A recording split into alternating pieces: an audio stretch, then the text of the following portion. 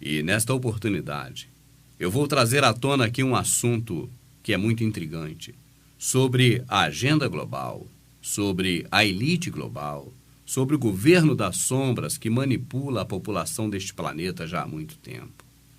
Nós vamos dar um passeio através das instituições de caridade riquíssimas desse planeta, as fundações milionárias dos senhores do mundo.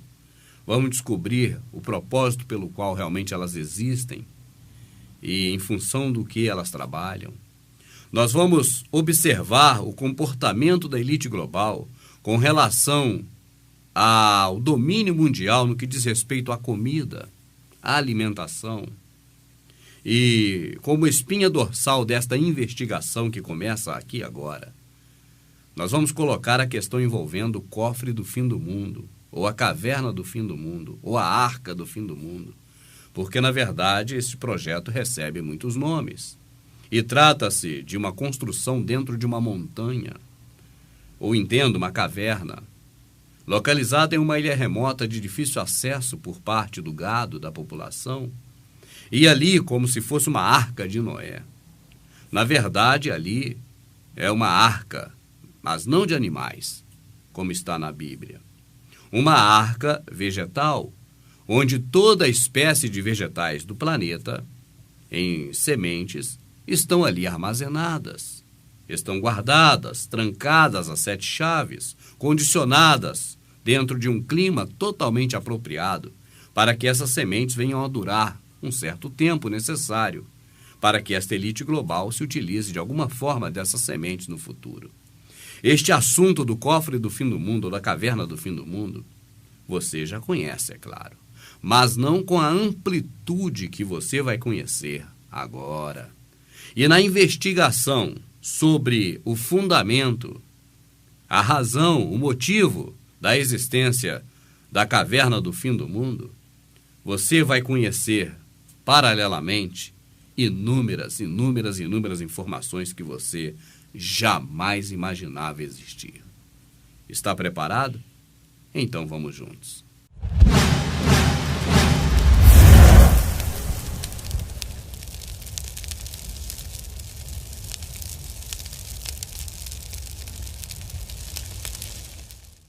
Trata-se de um banco de sementes patrocinado por Bill Gates e David Rockefeller, os gigantes dos transgênicos que pretendem preservar uma parcela da biodiversidade do planeta para um futuro próximo. Bill Gates investiu dezenas de milhões de dólares em conjunto com a Fundação Rockefeller, com a Monsanto, a Fundação Syngenta, o governo da Noruega, entre outros, naquilo que é chamado de Banco de Sementes do Fim do Mundo. Oficialmente, o projeto chama-se a Caverna Global de Sementes. Ela se encontra na ilha de Spitsbergen, na Noruega, no arquipélago de Svalbard. A caverna no Ártico, com as sementes do juízo final, patrocinados por Bill Gates, Rockefeller, entre outros, conhece algo que nós não sabemos. Uma coisa de que o fundador da Microsoft, Bill Gates, não pode ser acusado é de ser indolente. Aos 14 anos já fazia programação. Aos 20 anos era ainda estudante em Harvard e fundou a Microsoft. Em 1995, figurava na listagem da Forbes como o homem mais rico do mundo por ser o maior acionista da Microsoft, uma empresa que, debaixo da sua direção rígida, se constituiu num verdadeiro monopólio dos sistemas de software para computadores pessoais. Em 2006, quando a maior parte dos milionários como ele pensava em retirar-se para uma tranquila ilha do Pacífico, Bill Gates decidiu dedicar as suas energias à sua fundação Bill e Melinda Gates, a maior fundação privada do mundo em todos os tempos. Ocorreu uma doação de 34,6 bilhões de dólares e a imposição legal de gastar 1,5 bilhão de dólares por ano em projetos filantrópicos a nível mundial, a fim de economizar muito dinheiro, estando Bill Gates isento de pagar impostos. Em 2006, a oferta do seu amigo e sócio, o mega investidor Warren Buffett, de ações da Buffett e Berkshire Hathaway no valor de uns 30 bilhões de dólares, colocou a fundação de Gates em posição de poder gastar agora quase o mesmo valor de todo o orçamento anual da Organização Mundial de Saúde das Nações Unidas. Por isso, quando Bill Gates decide utilizar a Fundação Gates para investir num projeto a cerca de 30 bilhões de dólares do seu dinheiro, vale a pena analisar que projeto é esse. E um dos projetos mais interessantes, custeados por esta fortuna de Bill Gates que ele economiza em impostos, é, sem dúvida, o projeto do cofre do fim do mundo.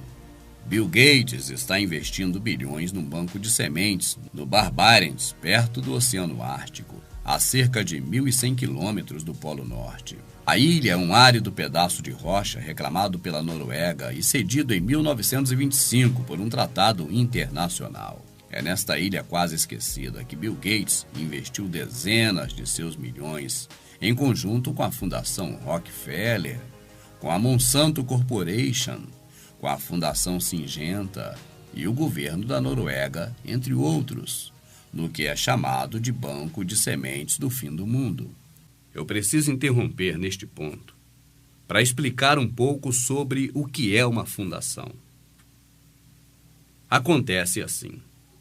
Nós que somos pessoas simples da sociedade, conhecido pelos Illuminati, tratados como gado, nós ficamos aquém de alguns direitos e privilégios que os ricos têm.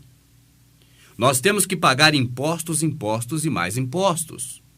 E são cobrados muitos e muitos e muitos impostos do gado, a fim de que estes impostos supram uma deficiência de impostos que não serão pagos pelos ricos.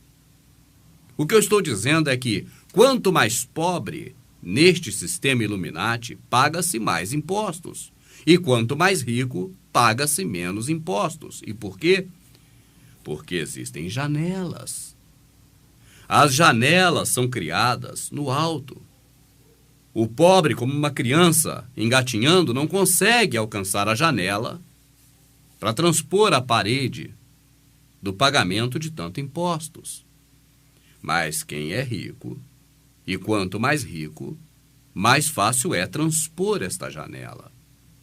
Então, uma das janelas criadas para que o rico não pague imposto são as fundações. O que é uma fundação? Você já ouviu falar na Fundação Xuxa Meneghel.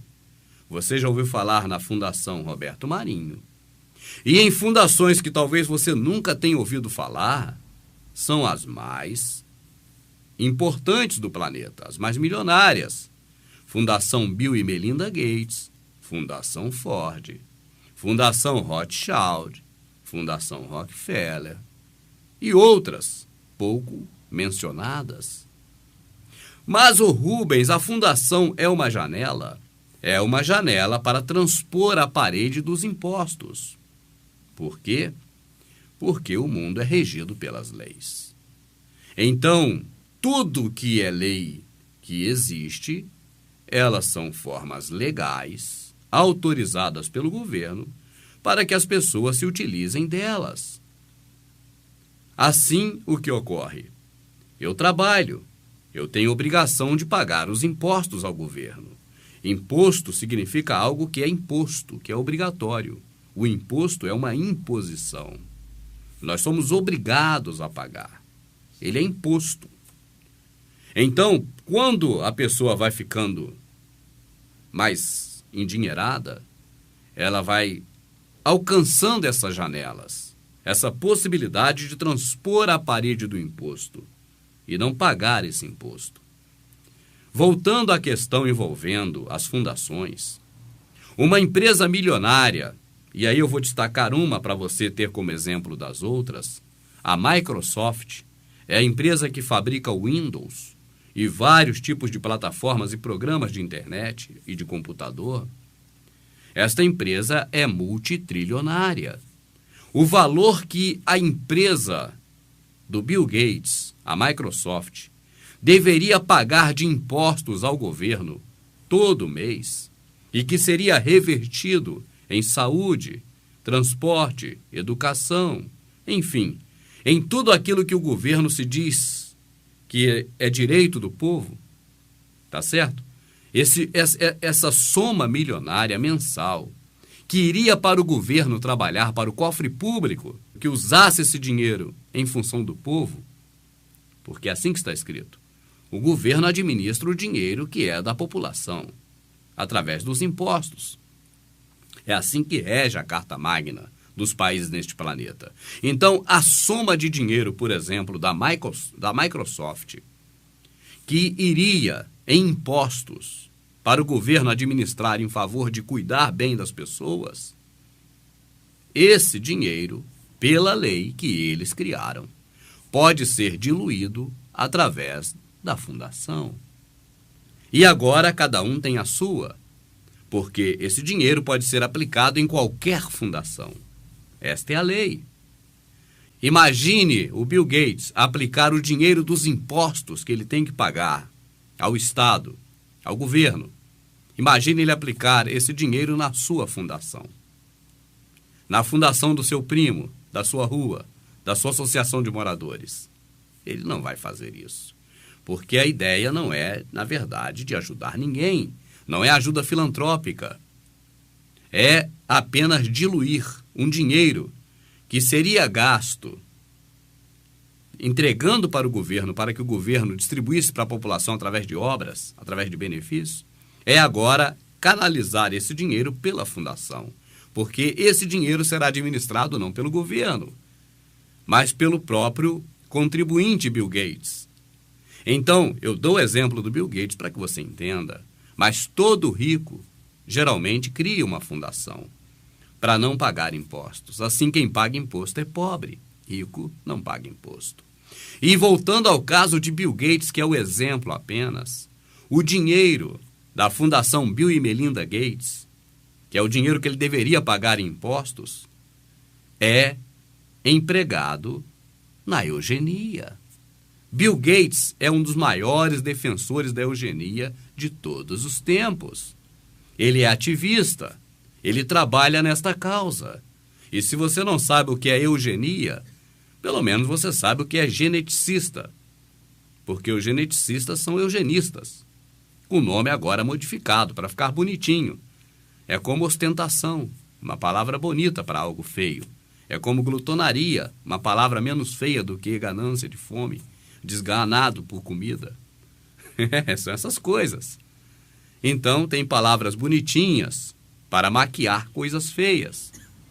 E, pasme, os homens mais bondosos do mundo, ganhadores de prêmios, são os que praticam filantropia, ajuda aos necessitados. Mas tudo isso através das suas próprias, cada um de sua própria fundação. E você vai continuar vendo este vídeo e vai ver que fundações milionárias, como a de Bill Gates, se une a fundações milionárias como da Ford. Imagine todo o carro vendido no planeta da Ford desde que ela foi iniciada, desde que ela foi inaugurada, a Ford que fabrica automóveis. Mas é só ela? A Volkswagen, são todas. Mas a Fundação Ford é a que mais investe em eugenia. Imagine todas essas fundações milionárias, se tivesse pagando impostos desde que elas foram criadas, o mundo teria resolvido certamente o problema da fome, porque essas empresas estão no mundo todo. Elas não estão só nos Estados Unidos. Então elas pagariam impostos para o mundo todo, inclusive para o Brasil. Mas não pagam por conta de suas fundações. Você já está entendendo, né?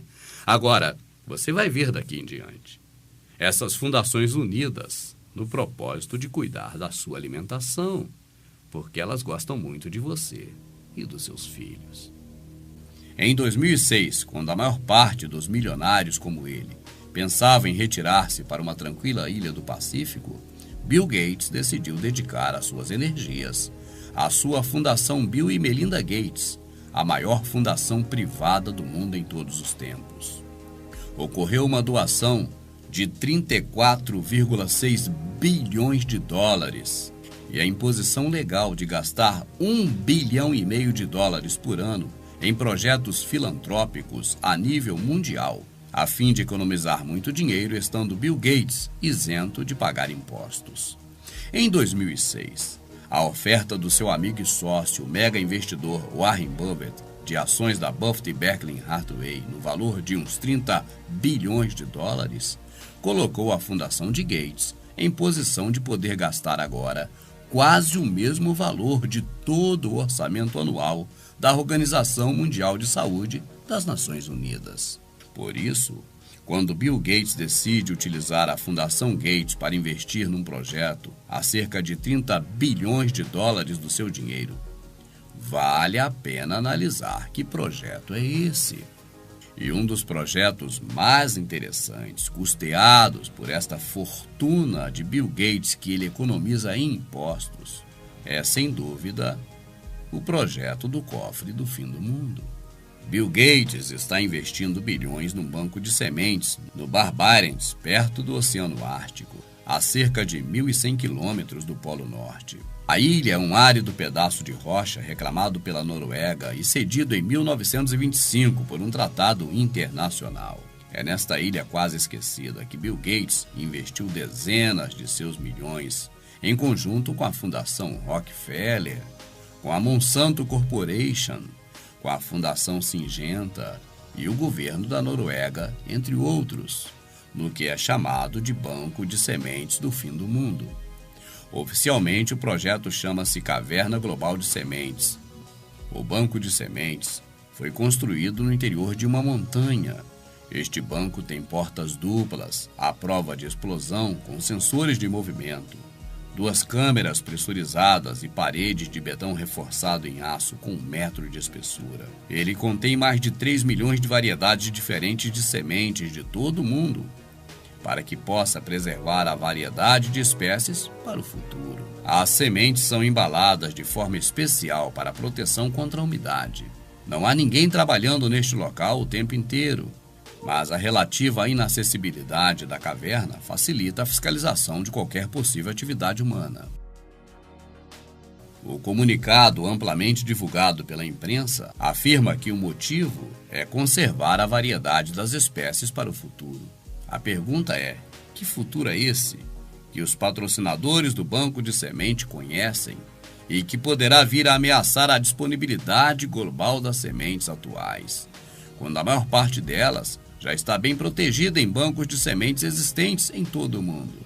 Sempre que Bill Gates, Fundação Rockefeller, Monsanto e Syngenta se juntam num projeto comum, vale a pena escavar um pouco mais por detrás das rochas. E se o fizermos, vamos encontrar coisas fascinantes.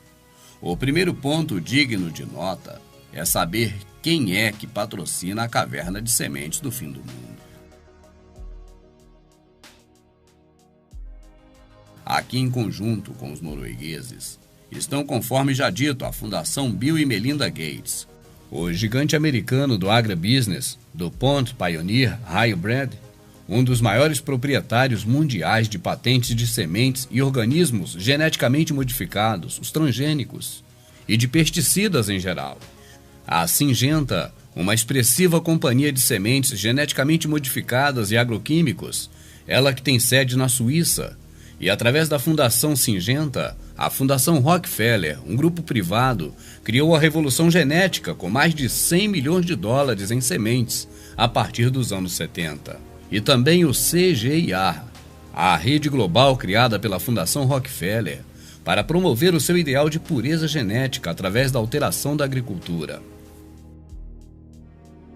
A Fundação Rockefeller, o Conselho para Desenvolvimento da Agricultura de John D. Rockefeller III e a Fundação Ford juntaram esforços em 1960 para criar o Instituto Internacional de Investigação do Arroz, IIIR, em Los Baños, nas Filipinas. Em 1971, o IIIR da Fundação Rockefeller, em conjunto com seu Centro Internacional de Melhoramento do Milho e do Trigo, com sede no México, criados pela Fundação Rockefeller, pela Ford, aliaram-se para formar um único grupo consultivo para a investigação agrícola internacional. Criaram o Consultive Group on International Agriculture Research, da sigla CGIAR. O CGIAR foi delineado numa série de conferências privadas, realizadas no Centro de Conferência da Fundação Rockefeller, em Bellagio, na Itália. Os participantes-chave nas conversações de Bellagio foram George Hare, da Fundação Rockefeller, Forrest Hill, da Fundação Ford, Robert McNamara, do Banco Mundial, e Maurice Strong, organizador ambiental internacional da família Rockefeller, que, enquanto administrador do Fundo Rockefeller, organizou a Reunião da Terra das Nações Unidas em Estocolmo em 1972. Para falar sobre agricultura na atualidade, eu vou ter que chamar você para Louisiana, para New Orleans, nos anos 30, e te mostrar um pouco do que foi o show business, de como ele iniciou, de como começou, para que você entenda o processo de agricultura hoje em dia. É claro que você já ouviu falar da Broadway. Você já ouviu falar do show business? E o que exatamente é isso? Nos anos 20 para os anos 30, a expressão musical americana, ela era vista e elogiada e enriquecida pelos negros, porque os negros sempre foram bem dotados de uma qualidade de voz excelente e afinada. Então surgiram diversos cantores negros. E esses cantores faziam eventos e shows e apresentações nos barzinhos em Louisiana, em New Orleans, nas regiões em que o afro-americano mais se concentrou naquela época. E não era algo sobre a regência do maestro capitalismo. Era apenas arte, era pura arte. E claro que os artistas sobreviviam desta arte. Então, investidores significa exploradores, homens capitalistas que pensam em extrair dinheiro de qualquer meio que vejam possibilidade disso, ficaram atentos à música de New Orleans, os músicos negros principalmente, e criaram em Nova York, ou vamos dizer assim, trouxeram para Nova York para centralizar ali, monopolizar o poder, um espaço na rua Broadway de casas de eventos. Agora, essas pessoas de New Orleans, essas pessoas de Louisiana, essas pessoas do interior, vamos dizer assim, foram atraídas através de aliciamentos para serem artistas da Broadway. Já não era mais o contratante do artista, o dono do barzinho. O simples dono de uma casa noturna naquele bairro, naquela comunidade. Já eram empresários, já eram pessoas capitalistas, agora explorando os artistas, e esses até queriam ser explorados, porque estavam recebendo, e até hoje é assim. Então agora a arte se centralizou na Broadway. E a Broadway era, na verdade, um liquidificador de processamento para extrair e sugar tudo que podia da arte.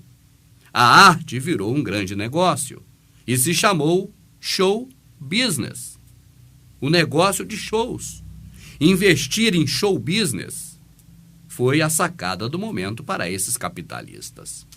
Você sabe o que é show business, mas talvez você não tenha nunca ouvido falar em agrobusiness. O agrobusiness é uma palavra que não é dita nos meios de comunicações.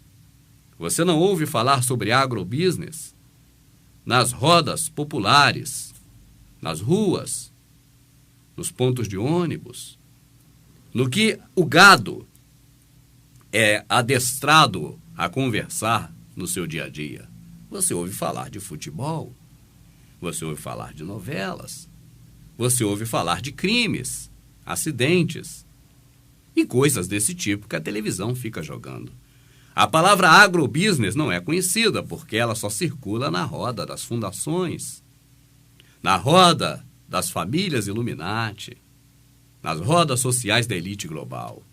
Agrobusiness é capitalismo em cima da agronomia. Eu pergunto a você, os barzinhos de Louisiana, os barzinhos de New Orleans, cadê eles? Depois dos anos 40, foram todos sucumbidos pela Broadway. E onde estão hoje os agricultores? Já há muito tempo foram forçados a deixar o campo para ir para a cidade.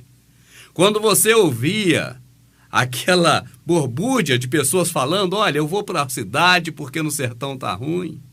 Olha, não dá mais para ficar na roça, eu preciso ir para a cidade. Eu pergunto a você, você achava até agora que aquilo foi algo natural?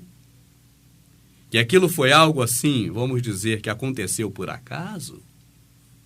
Depois de ver esse documentário que você já está assistindo, a sua ideia vai mudar radicalmente. Porque agora o véu da mentira será arrancado do seu rosto com a luz da verdade. O grande êxodo rural, que aconteceu sobretudo nos anos 50, 60, e você presenciou, seus pais presenciaram, e que hoje já vivemos num pós esta era, não aconteceu por acaso. Não foi só no Brasil, foi no mundo todo. Por isso as grandes concentrações das periferias, nos grandes centros, nas capitais, porque o povo todo, colono, saiu do sertão. Mas não foi algo mero de acaso, ou do acaso. Foi regimentado, orquestrado, na batuta dos senhores do mundo de propósito. Através de quem? Através das fundações. Através desses homens respaldados pelo dinheiro, que deveria ir para o cofre público, ser transformado em benefícios para a sociedade, e que se transformaram em ferramentas para monopolizar, para dominar, para criar pragas e mais pragas nas lavouras, a fim de vender os inseticidas. E agora, numa vã, e eu chamo de idiotizada, vontade humana de ser superior ao Criador, estão mexendo no código genético. Mas não é de hoje, já há algum tempo. E estão transformando o que o Criador fez de bom, segundo eles, para melhor. Estão melhorando os alimentos geneticamente, porque na mente desses homens doentios, o que o Criador fez não foi tão perfeito, e é necessário agora que se melhore. E estão melhorando todos os alimentos, para que você, que eles te amam, possa comer. E para que você, que eles te amam, possa também colocar na mesa e nos pratos dos seus filhos.